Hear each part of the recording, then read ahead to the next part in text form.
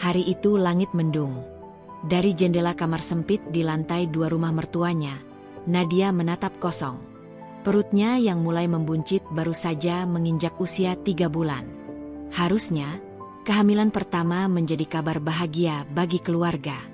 Tapi di rumah ini, kabar itu justru dianggap sebagai musibah. "Raka, sampai kapan kau biarkan perempuan itu di rumah ini?" Suara lantang Bu Ratna terdengar dari ruang tamu. Nadia menahan napas. Kata perempuan itu jelas ditujukan kepadanya. Sejak awal, Bu Ratna tak pernah menerima pernikahan mereka. Nadia dianggap bukan siapa-siapa, anak seorang pedagang sayur di pasar. Tidak sepadan dengan Raka yang lahir dari keluarga berada, begitu kata mertua perempuannya itu. Raka berdiri kaku di ruang tamu, wajahnya pucat. Dari balik pintu kamar, Nadia bisa mendengar percakapan mereka dengan jelas. "Bu, Nadia sedang hamil. Apa salahnya kalau?" Suara Raka terdengar pelan, nyaris seperti bisikan. "Salahnya? Kau buta atau pura-pura bodoh? Sejak perempuan itu datang, usaha kita menurun, utang menumpuk. Lihat sendiri, toko bahan bangunan kita sepi. Dia itu pembawa sial." Nadia menutup mulutnya dengan telapak tangan. Jantungnya berdetak cepat. Kata-kata itu seperti pisau yang ditusukkan ke dada. "Bu, jangan begitu. Dia istri saya," ucap Raka, tapi nadanya tak cukup kuat. "Kalau kau tetap membelanya, silakan keluar juga. Tapi ingat, aku tidak akan mengakui kalian lagi sebagai keluarga. Pilih, Raka, keluargamu atau perempuan itu." "Sun." Tak ada jawaban dari Raka. Hanya terdengar suara napas beratnya. Nadia menunggu, berharap suaminya berkata sesuatu, meski hanya satu kalimat sederhana, "Aku tetap bersama Nadia." Tapi kalimat itu tak pernah keluar. Beberapa menit kemudian, pintu kamar terbuka. Raka masuk, wajahnya penuh kebingungan. "Nadia," katanya lirih. Nadia mencoba tersenyum, meski air matanya sudah mengalir. "Jangan bicara apa-apa. Aku sudah dengar semuanya. Aku bingung. Aku tidak ingin melawan ibu." Nadia menatapnya dalam. "Jadi kau memilih diam?" Raka menunduk. Diamnya adalah jawaban. Sore itu, dengan tas ransel kecil berisi beberapa potong baju dan sepatu kets lusuh, Nadia melangkah keluar dari rumah besar itu. Hujan mulai turun, menambah pilu di dadanya. Bu Ratna berdiri di teras, menyilangkan tangan di dada. "Pergilah. Jangan pernah kembali. Aku tidak butuh cucu dari perempuan sepertimu." Kalimat itu membuat Nadia hampir terjatuh. Ia mengusap perutnya. Ada kehidupan kecil yang berharga di dalam sana, yang sama sekali tidak bersalah. "Baik, Bu. Saya pergi. Semoga suatu hari, Tuhan membuka hati ibu." Nadia mencoba mengucapkannya dengan tenang. Raka hanya berdiri di belakang ibunya, menatap Nadia dengan mata berkaca-kaca. Tapi lagi-lagi, ia tidak berkata apa-apa. Tidak melangkah, tidak mengejar. Nadia menunduk, menarik napas panjang, lalu berjalan menjauh. Setiap langkah terasa berat, seakan meninggalkan seluruh harapan. Di halte bus pinggir jalan, Nadia duduk sendirian. Hujan makin deras. Jaket tipisnya basah kuyup. Orang-orang berlalu lalang tanpa memperhatikannya. "Ya Allah," ia berbisik lirih. "Aku harus bagaimana? Aku bahkan tidak tahu harus kemana." Ia membuka ponsel tua di tangannya, mencari nama yang bisa ia hubungi. Ada satu, Dian, sahabatnya sejak SMA. Teman yang selalu ada ketika dunia terasa tidak berpihak. Dengan tangan gemetar, Nadia menekan tombol panggil. Suara Dian terdengar riang di ujung sana. "Nat? Halo? Kamu kenapa? Suara kamu, kok kayak habis nangis?" Nadia tak mampu menahan tangisnya. Ia ceritakan semuanya dengan terbata-bata. Kehamilannya, pertengkaran dengan mertua, dan keputusan Raka yang membiarkannya pergi. "Astaga, Nat, Kamu sekarang di mana? Suara Dian terdengar panik. Di halte, dekat pasar lama. Tunggu di situ. Aku jemput sekarang juga. Untuk pertama kalinya hari itu, Nadia merasa sedikit lega. Masih ada seseorang yang peduli padanya, meski bukan suaminya sendiri. Ketika mobil tua milik Dian berhenti di depan halte, Nadia langsung dipeluk erat oleh sahabatnya. Hujan masih turun deras, tapi pelukan itu membuat Nadia merasa hangat. Kamu nggak sendiri, Nat. Aku ada buat kamu, kata Dian. Air mata Nadia kembali jatuh. Aku takut, Dian. Aku hamil. Aku nggak punya rumah. Aku nggak punya siapa-siapa lagi. Kita cari jalan. Kamu tenang dulu. Kamu sama aku sekarang. Dalam perjalanan menuju kontrakan kecil milik Dian, Nadia menatap keluar jendela mobil. Lampu-lampu kota berpendar samar di balik hujan. Di kepalanya, hanya ada satu pikiran. Ia baru saja kehilangan rumah, kehilangan suami, kehilangan keluarga. Tapi ia harus tetap bertahan. Demi bayi kecil di dalam perutnya. Malam itu, di kasur tipis kontrakan sahabatnya, Nadia merenung lama. Raka tidak datang mencarinya. Tidak ada telepon, tidak ada pesan. Semua benar-benar berakhir. Ia mengelus perutnya perlahan. Nak, kita cuma punya satu sama lain sekarang. Mama janji, apapun yang terjadi, Mama akan jaga kamu. Tangisnya pecah lagi. Bukan hanya karena rasa sakit, tapi juga karena janji yang baru saja ia ucapkan. Janji yang harus ditepati, meski ia sendiri tidak tahu bagaimana caranya. Di luar, hujan masih mengguyur deras. Seakan langit ikut menangis untuknya. Tapi di balik tangis itu, ada secercah tekad kecil yang mulai tumbuh. Tekad seorang ibu yang baru saja diusir dari rumah, namun berjanji tidak akan pernah menyerah. Kontrakan kecil milik Dian jauh dari kata layak. Letaknya di gang sempit, hanya muat untuk satu mobil lewat, itu pun harus pelan. Atapnya dari seng tipis, dindingnya sebagian sudah retak. Tapi bagi Nadia, tempat itu seperti surga. Setidaknya, ada atap untuk berteduh setelah pintu rumah mertuanya ditutup untuk selamanya. Dian benar-benar tulus. Malam pertama Nadia menginap, sahabatnya itu langsung menyiapkan kasur tambahan di ruang tamu. Tidur di sini dulu ya, Nat. Maaf seadanya. Aku tahu kamu butuh tempat yang tenang. Nadia tersenyum tipis. Terima kasih, Dian. Aku nggak tahu harus kemana kalau nggak ada kamu. Sudah, jangan dipikirin. Yang penting sekarang kamu dan bayimu sehat. Hari-hari pertama di kontrakan itu, Nadia lebih banyak menangis diam-diam. Saat Dian berangkat kerja pagi, ia hanya duduk di lantai, menatap kosong ke dinding. Kadang ia teringat kata-kata Bu Ratna yang menyebutnya, pembawa sial. Kata-kata itu seperti gema, terus berputar di kepalanya. Kehamilannya pun tak mudah. Mual dan muntah datang hampir setiap saat. Makan apapun rasanya ingin dimuntahkan. Berat badannya turun drastis. Pernah suatu malam, tubuhnya lemas, keringat dingin bercucuran. Nat, kamu kenapa? Dian panik melihatnya pucat di kamar mandi. Aku pusing sekali. Dian segera membawanya ke bidan terdekat. Setelah diperiksa, bidan mengatakan Nadia mengalami kehamilan dengan kondisi lemah. Dia butuh banyak istirahat dan asupan bergizi. Jangan sampai stres.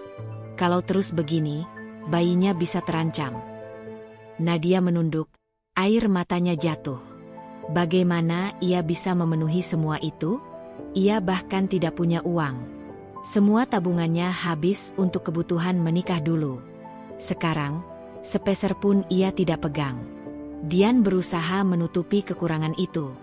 Hampir setiap hari ia pulang membawa sekantong sayur, telur, atau susu. Nat, ini untuk kamu. Jangan ditolak. Anggap aja aku nebeng pahala. Nadia merasa bersalah, tapi ia tak punya pilihan. Aku janji, suatu hari nanti aku akan balas kebaikanmu, Dian. Dian menepuk bahunya. Kamu nggak perlu balas apa-apa. Aku cuma mau lihat kamu kuat. Namun rasa bersalah itu tetap menghantui. Malam-malam panjang, Nadia sering menangis sambil memeluk perutnya. Nak, Mama minta maaf. Mama belum bisa kasih apa-apa untukmu. Mama bahkan harus bergantung sama orang lain untuk makan. Ada malam ketika rasa sakit di perut membuatnya hampir menyerah. Ia terbaring di kasur tipis, menatap langit-langit. Apa aku bisa jadi ibu yang baik untukmu? Tanyanya lirih pada janin di perutnya. Seakan mendengar, bayi kecil itu bergerak pelan. Nadia tersenyum di balik tangisnya. Kamu jawab ya? Kamu percaya sama Mama?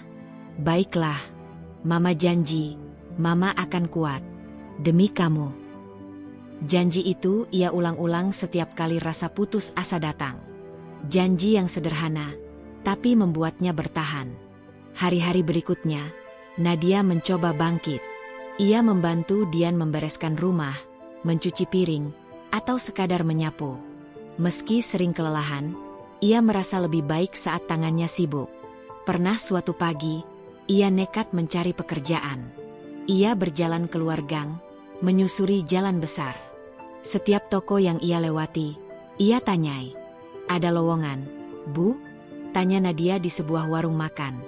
Pemilik warung melihat perutnya yang mulai membuncit. Hamil ya? Maaf, Bu. Saya butuh orang yang bisa angkat-angkat galon. Di toko roti, jawabannya sama. Di kios baju, bahkan lebih menyakitkan. Loh, hamil kok cari kerja? Suaminya kemana? Nadia terdiam. Ia tidak tahu harus menjawab apa. Dengan langkah gontai, ia kembali ke kontrakan. Air matanya jatuh lagi. Seolah dunia menertawakan keadaannya. Dian yang baru pulang kerja menemukan Nadia duduk di tangga dengan wajah sembab. Nat, kamu kenapa? Aku sudah coba cari kerja, tapi nggak ada yang mau nerima. Semua lihat perutku dulu, baru menolak. Dian menghela napas panjang. Ia tahu persis sahabatnya sedang berada di titik terendah. Nat, kamu jangan keras sama diri sendiri. Fokus dulu sama kesehatan kamu. Kamu nggak sendirian kok. Tapi Nadia merasa dirinya memang sendirian. Raka tidak pernah menghubunginya. Bukan sekalipun. Tidak ada kabar, tidak ada berita. Seakan ia tidak pernah ada. Malam itu, hujan deras mengguyur. Suara deras air di atap seng kontrakan seperti gendang yang dipukul keras-keras. Nadia terbangun karena mual hebat. Ia berlari ke kamar mandi, tubuhnya lemas, hampir jatuh. Dian yang mendengar segera berlari membantu. Astaga, Nat, kamu nggak apa-apa. Nadia hanya menggeleng, sambil berpegangan pada tembok. Air matanya jatuh lagi, bercampur dengan keringat dingin. Setelah selesai muntah, ia duduk di lantai kamar mandi, tubuhnya gemetar. Tangan kanannya memeluk perut. Nah, Mama janji, Mama nggak akan menyerah. Meski sakit, meski sendirian, Mama akan terus berjuang. Karena kamu alasan Mama untuk hidup. Di situ, dalam kamar mandi sempit, Nadia membuat janji terpenting dalam hidupnya. Janji pada janin yang belum lahir, bahwa ia akan bertahan apapun yang terjadi. Hari-hari berikutnya tidak otomatis menjadi mudah. Tapi setiap kali rasa putus asa datang, Nadia mengingat janji itu. Janji yang membuatnya bangun dari kasur meski tubuh lemah. Janji yang membuatnya menerima makanan seadanya tanpa mengeluh. Dan janji itu pula yang suatu hari kelak akan menjadi titik awal kebangkitannya.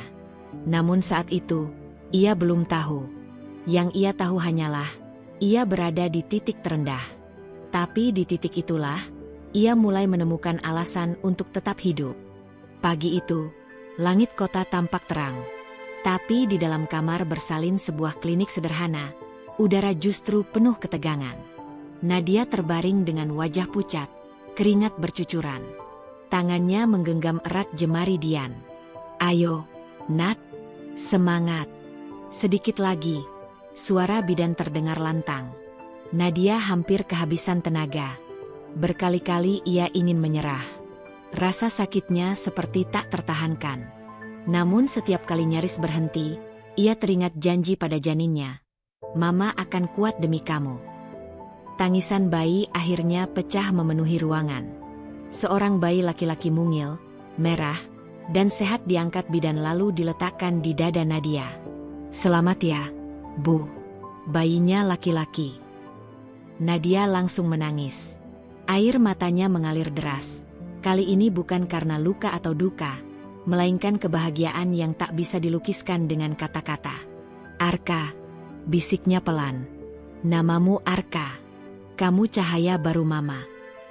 Dian yang berdiri di samping ikut terisak. "Dia tampan, Nat. Lihat, dia mirip kamu." Nadia tersenyum lemah sambil mengelus kepala kecil bayinya. Untuk pertama kali setelah sekian lama, ia merasa hidupnya punya arah. Semua sakit, semua hinaan, semua air mata, seakan terbayar lunas oleh tangisan bayi kecil itu.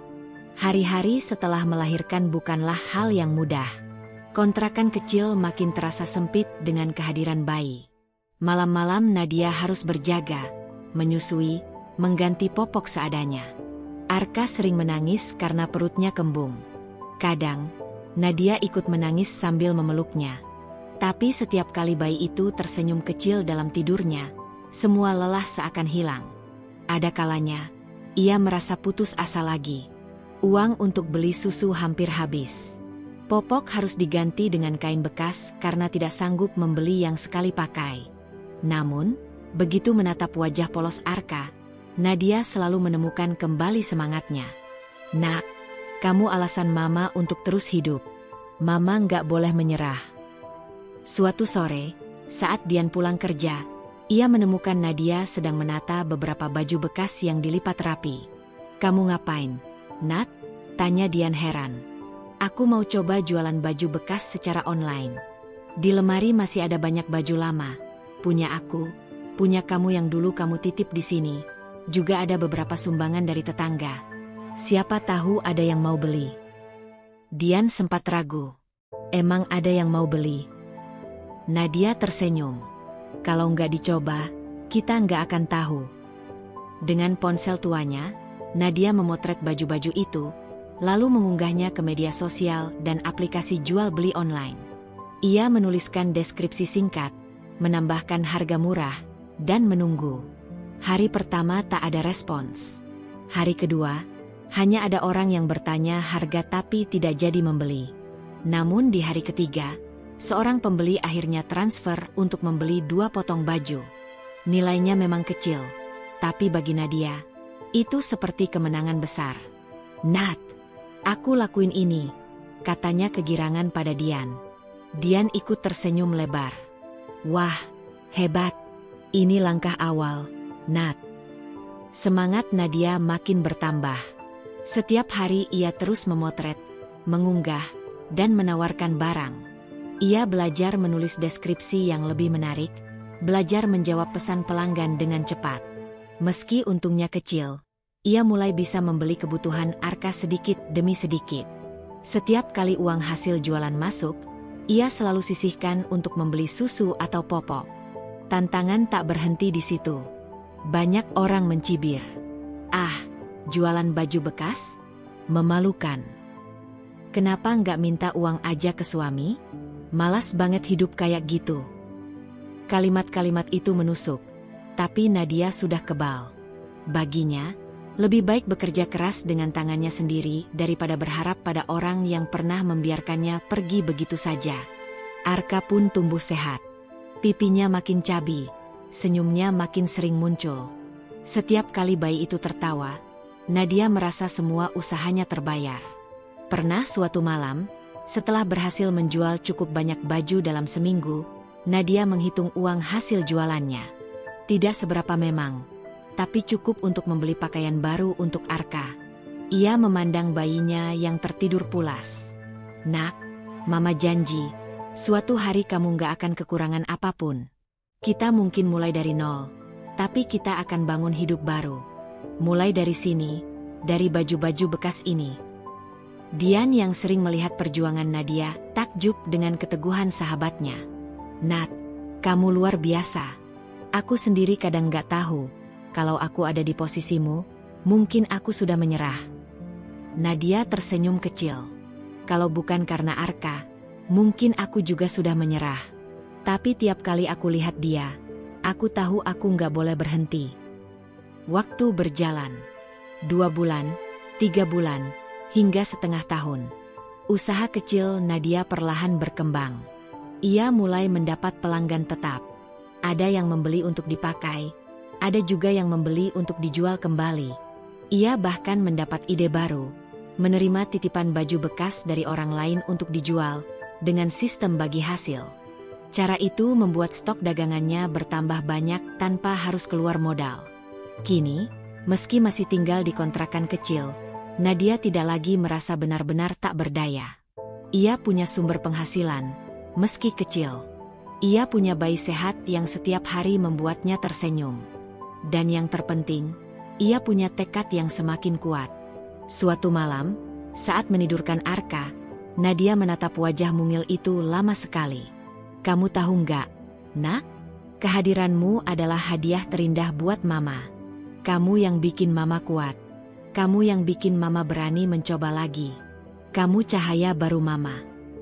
Arka menggeliat kecil, lalu tersenyum dalam tidurnya. Seakan mengerti kata-kata ibunya. Dan disitulah, Nadia sadar. Meski perjalanan ke depan masih panjang, ia tidak lagi sendirian. Ia punya Arka. Dan itu lebih dari cukup untuk menyalakan harapan baru. Usaha jualan pakaian bekas Nadia perlahan menemukan jalannya. Dari sekadar memotret baju dengan ponsel tua dan menjual lewat aplikasi, kini ia mulai berani membuka lapak kecil di pinggir jalan. Lapak itu sederhana sekali.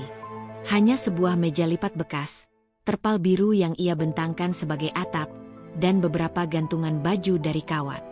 Lokasinya di dekat pasar, di sebuah sudut jalan yang ramai oleh orang lalu lalang. Lumayan, Nat.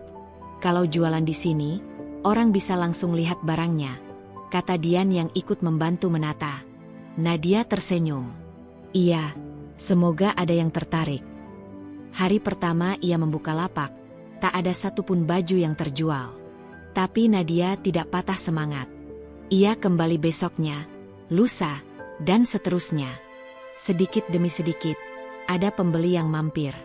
Kadang hanya 1 baju laku, kadang 2. Tapi ada juga hari di mana ia bisa menjual lebih dari 5 potong.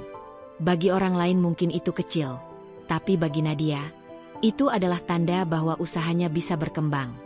Namun membuka lapak di pinggir jalan bukan tanpa tantangan. Setiap hari ia harus berhadapan dengan cibiran orang. Itu kan Nadia. Dulu katanya istri orang kaya, sekarang malah jualan baju bekas. Kasihan ya, ditinggal suami. Makanya, jangan terlalu tinggi mimpi kalau asalnya cuma dari keluarga biasa. Bajunya bau gudang. Mana ada yang mau beli? Nadia mendengar semua itu. Kadang hatinya perih, kadang ia ingin menangis. Tapi setiap kali hampir goyah, ia menatap Arka yang duduk di stroller kecil di samping lapak. Bocah itu tersenyum lebar, seolah memberi semangat. Kalau bukan demi kamu, Nak, mungkin Mama sudah berhenti sejak lama, bisiknya dalam hati. Arka tumbuh menjadi anak yang sehat dan ceria. Rambutnya hitam lebat, matanya bulat bening. Ia sering menjadi perhatian orang yang lewat. Lucu sekali anaknya, kata seorang pembeli sambil mengelus pipi Arka. Nadia tersenyum bangga. Iya, Bu. Dia memang penyemangat saya. Arka memang tumbuh di tengah kesederhanaan, tapi kasih sayang Nadia tak pernah kurang. Meski hidup mereka pas-pasan, Nadia selalu berusaha memberikan yang terbaik. Suatu hari, hujan deras mengguyur. Air menggenang di jalan, membuat lapaknya basah. Banyak pedagang lain buru-buru menutup jualan mereka. Dian yang kebetulan mampir ikut panik. Nat, ayo tutup dulu. Nanti bajunya rusak semua. Tapi Nadia tetap berdiri di situ, menutup barang dagangannya dengan plastik seadanya. Kalau aku tutup, siapa yang tahu aku jualan? Justru saat begini kadang ada orang yang nyari baju murah. Benar saja, di tengah hujan itu, seorang ibu dengan 2 anak kecil datang. Bajunya basah, wajahnya lelah. "Mbak, ada baju anak ukuran kecil? Murah aja." Nadia dengan sigap mengeluarkan beberapa baju anak yang masih bagus. Ia tawarkan dengan harga sangat murah. Ibu itu tampak lega, berterima kasih berulang kali. Dian menatap Nadia terharu. "Kamu luar biasa, Nat. Bukan cuma jualan, tapi juga bantu orang lain." Nadia hanya tersenyum. "Aku tahu rasanya nggak punya apa-apa. Jadi kalau bisa meringankan beban orang lain, kenapa tidak?" Meski begitu, tidak semua hari berjalan baik. Pernah ada pembeli yang menuduhnya menipu. "Ini baju jelek kok harganya segini." "Kamu kira aku bodoh?" bentak seorang perempuan di lapaknya. Nadia terkejut, wajahnya memerah. "Maaf, Bu. Kalau tidak cocok, bisa kembalikan. Uangnya saya balikin juga." Perempuan itu mengembalikan baju dengan kasar lalu pergi sambil mengumpat. Orang-orang di sekitar menatap Nadia dengan pandangan merendahkan. Malamnya, Nadia menangis di kamar. "Kenapa orang jahat sekali, Nak? Padahal Mama cuma mau cari rezeki halal." Arka yang sudah bisa merangkak mendekat, memeluk kaki ibunya dengan tawa polos. Tangis Nadia berhenti seketika. Ia mengangkat anak itu, mencium keningnya. "Kamu benar, Nak. Kita jangan menyerah. Selama kita jujur, rezeki akan datang." Setahun, 2 tahun berlalu. Usaha Nadia semakin dikenal. Banyak pelanggan tetap yang datang karena tahu kualitas baju yang ia jual cukup bagus. Ia mulai menabung sedikit demi sedikit. Dari hasil tabungan itu, ia membeli rak baju bekas, menambah stok, bahkan menyewa lahan kecil yang lebih layak. Meski jalannya penuh rintangan, Nadia merasa bersyukur. Ia bisa membesarkan Arka dengan tangannya sendiri. Ia bisa berdiri di atas kaki sendiri tanpa meminta-minta.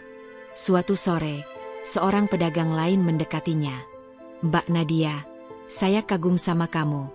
Dulu saya pikir kamu nggak bakal bertahan lama. Tapi lihat, sekarang lapakmu ramai." Nadia tersenyum sopan. "Terima kasih, Bu. Saya juga masih belajar." Ucapan itu sederhana, tapi bagi Nadia, itu semacam pengakuan bahwa kerja kerasnya mulai terlihat, meski dulu ia sering dihina. Malamnya, Nadia menatap Arka yang sudah berusia 3 tahun. Bocah itu sudah bisa berlari-lari kecil di dalam kontrakan, tertawa riang. "Lihat kamu sekarang, Nak. Kamu tumbuh sehat, ceria. Kamu nggak tahu betapa besar perjuangan Mama buat sampai di titik ini." Arka memeluk ibunya sambil tertawa. "Mama, sayang Mama." Air mata Nadia jatuh. Tapi kali ini bukan karena sedih, melainkan rasa haru dan bangga. Semua lelah, semua hinaan, semua kerja keras, seakan terbayar oleh kalimat sederhana dari mulut kecil anaknya. Dan di sanalah, Nadia sadar, perjuangan ini mungkin belum berakhir. Tapi bersama Arka, ia bisa menghadapi apapun. 3 tahun berlalu sejak pertama kali Nadia membuka lapak kecil di pinggir jalan. Siapa sangka, kini lapak itu berubah menjadi sebuah butik mungil dengan etalase kaca sederhana, rak kayu hasil buatan tukang tetangga, dan aroma harum pakaian baru yang menenangkan. Di atas pintu, terpampang papan kayu bertuliskan, "Butik Arka." Setiap pagi, Nadia membuka pintu butiknya dengan senyum penuh syukur. Ia masih ingat betapa dulu ia harus menahan malu menjajakan baju bekas secara online. Kini, pembeli datang silih berganti. Sebagian besar adalah pelanggan setia yang mengenalnya sejak awal. "Mbak Nadia, koleksi barunya sudah datang?" tanya seorang pelanggan tetap sambil tersenyum. "Sudah, Mbak. Ada model baru. Silakan lihat," jawab Nadia ramah. Ia bukan hanya menjual pakaian, tetapi juga menjual cerita keteguhan hati. Orang-orang yang datang merasa nyaman karena Nadia melayani dengan sepenuh hati. Sambil menjaga toko, Arka yang kini berusia 3 tahun sering bermain di pojok ruangan dengan mainan mobil-mobilannya. Sesekali ia berlari ke arah ibunya, memeluk kaki Nadia, lalu kembali tertawa riang. Suatu hari, sebuah undangan datang. Panitia sebuah acara wirausaha perempuan di kota besar meminta Nadia menjadi pembicara tamu. Mereka mendengar kisah perjuangannya dari mulut ke mulut. Seorang ibu tunggal yang bangkit dari keterpurukan dan kini berhasil menghidupi anaknya dengan usaha sendiri. Awalnya Nadia ragu. Apa aku pantas berdiri di depan banyak orang? Aku hanya jualan baju. Namun, Dian meyakinkannya. Justru itu, Nat. Kamu harus berbagi cerita. Banyak perempuan di luar sana yang butuh mendengar bahwa mereka bisa bangkit, sama seperti kamu. Dengan hati berdebar, Nadia menghadiri acara itu. Di hadapan ratusan peserta, ia menceritakan perjalanan hidupnya. Diusir saat hamil, berjuang seorang diri, hingga akhirnya bisa berdiri kembali dengan anak yang sehat di sisinya. Suaranya bergetar, namun tepuk tangan yang menggema membuatnya sadar bahwa kisahnya punya arti bagi orang lain. Kabar tentang kesuksesan Nadia ternyata menyebar lebih cepat dari yang ia bayangkan. Tidak hanya ke kalangan wirausaha, tetapi juga sampai ke telinga keluarga Raka di kota kecil. Mereka terkejut mendengar bahwa Nadia, perempuan yang dulu mereka anggap beban, kini menjadi sosok yang diperhitungkan. Dan tanpa Nadia sadari, kabar itu akan membuka kembali pintu masa lalu yang sudah ia coba kunci rapat-rapat. Hari itu butik kecil Nadia sedang ramai. Beberapa pelanggan sibuk memilih baju, ada yang menawar harga, ada pula yang sekadar bertanya. Arka berlarian kecil di sekitar toko sambil membawa mainan mobil-mobilannya. Nadia melayani dengan sabar, senyumnya tak pernah lepas. Hingga tiba-tiba, pintu butik terbuka pelan. Seorang perempuan dengan kerudung sederhana masuk, langkahnya ragu. Di belakangnya, seorang laki-laki berjalan tertatih, wajahnya pucat, tubuhnya jauh lebih kurus dibanding 3 tahun lalu. Nadia menoleh, dan dadanya langsung terasa sesak. Itu Bu Ratna dan Raka. Tangannya refleks gemetar, hampir menjatuhkan pakaian yang sedang ia lipat. Semua kenangan pahit menyeruak. Malam ketika ia diusir, wajah Raka yang diam membisu, kata-kata tajam Bu Ratna, semuanya kembali jelas. "Mbak, saya bayar dulu." "Ya." Suara pelanggan menyadarkan Nadia.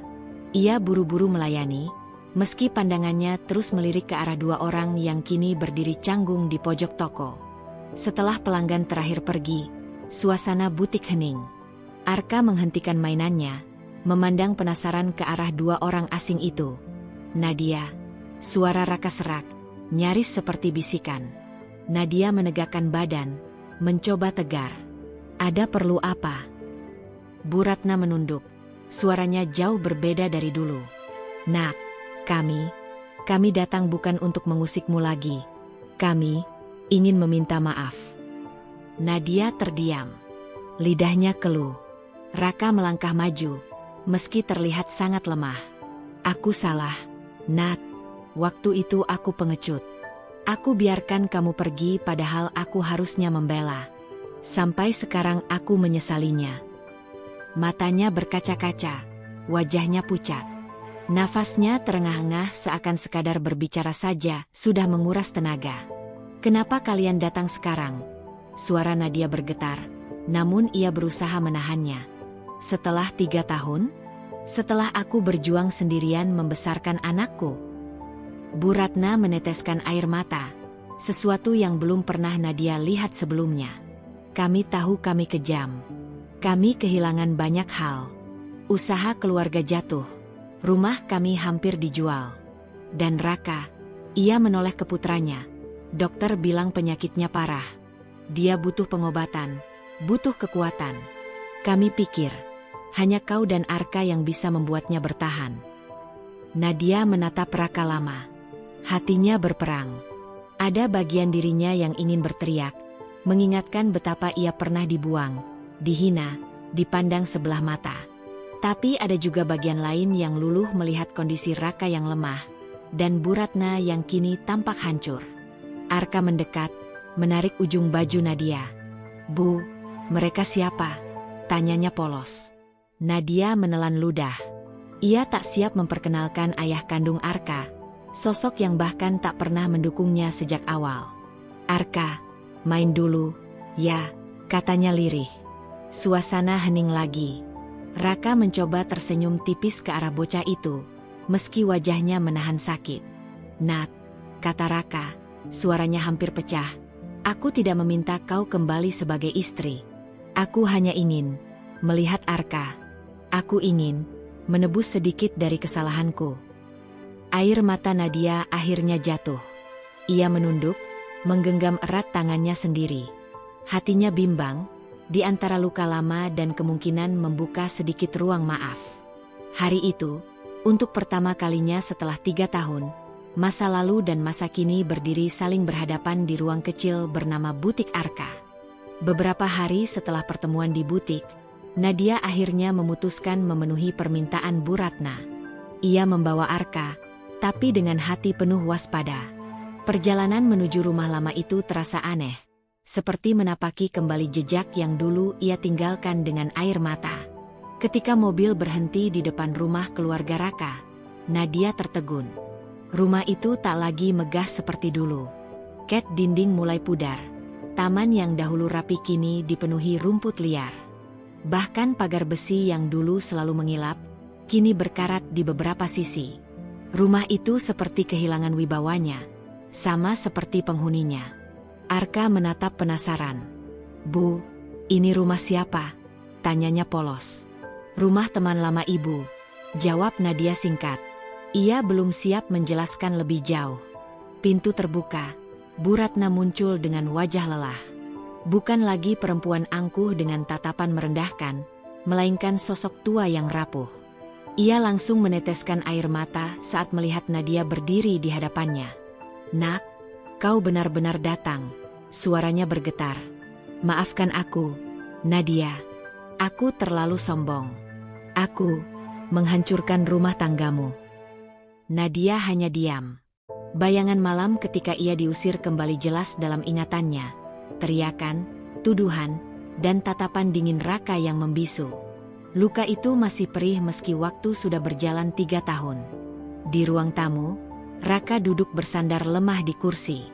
Tubuhnya jauh lebih kurus, wajahnya pucat, matanya cekung.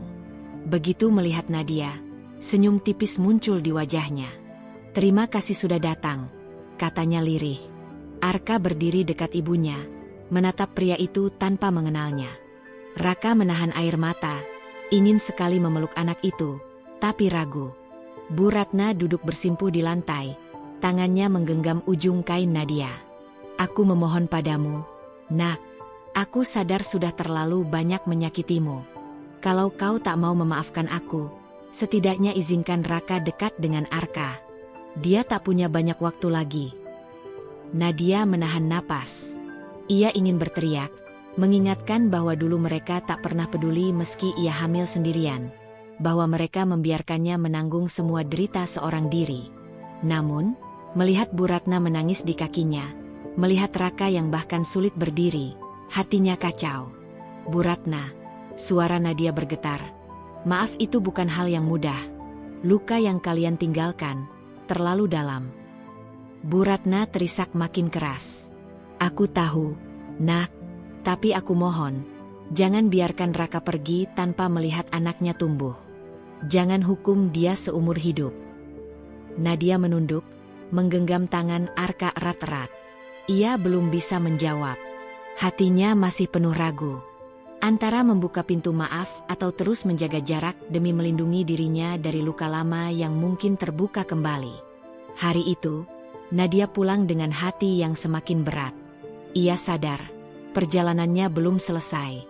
Justru inilah awal dari keputusan terbesar dalam hidupnya. Malam itu, setelah Arka tertidur di kamar tamu, Nadia berjalan menyusuri lorong rumah lamanya. Ia sengaja masuk ke kamar yang dulu pernah menjadi miliknya. Bau kayu tua dan cat pudar menyambutnya, bersama segumpal kenangan pahit yang sulit dihapus. Saat membuka lemari lama, Nadia menemukan sebuah kotak kecil berdebu. Tangannya gemetar ketika membukanya. Di dalamnya ada beberapa foto, dan sebuah amplop lusuh bertuliskan namanya. Ia menarik napas panjang, lalu membuka surat itu. Tulisan tangan Raka memenuhi kertas.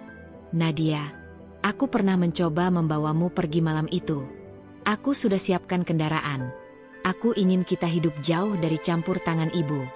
Tapi ketika aku kembali dari luar, mereka bilang kau meninggal saat melahirkan. Aku hancur, Nat. Aku benar-benar percaya. Selama bertahun-tahun aku hidup dalam penyesalan, berpikir kau dan anak kita tidak pernah ada lagi. Air mata Nadia jatuh tanpa bisa ditahan. Ia memeluk kertas itu erat-erat.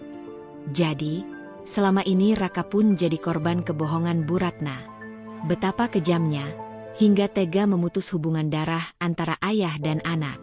Ketika ia kembali ke ruang tamu, Raka tiba-tiba jatuh pingsan. Tubuhnya limbung, napasnya tersengal. Nadia berteriak panik, berlari memeganginya.